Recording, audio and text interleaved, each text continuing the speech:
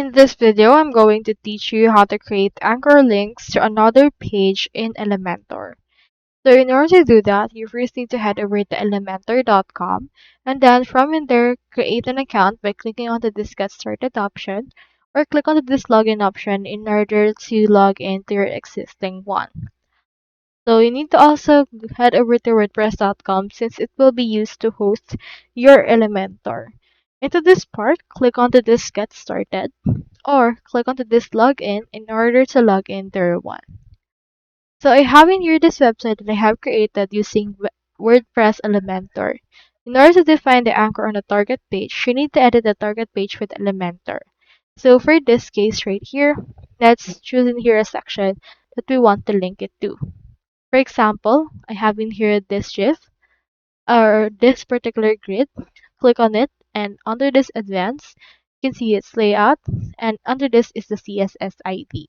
You can enter in here a target unique ID. So for example, let's make it target 1. Now this will be saved right here. Now the next thing you need to do is you just need to head over and choose in here a link icon that you want it under the anchor. So for example, you have in here a button.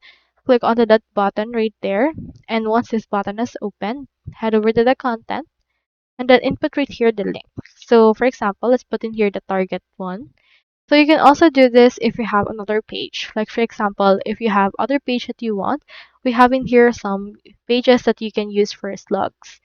So in here, for example, we have this events page is actual slug is events, so you can get it and then just input that right here. Now in order to save this, click onto this publish option and let's view it right here. Click onto the save option, click onto this view page in order to see if it works. So onto this part, you can click onto this button and you will be redirected to that particular part, like for example is this one.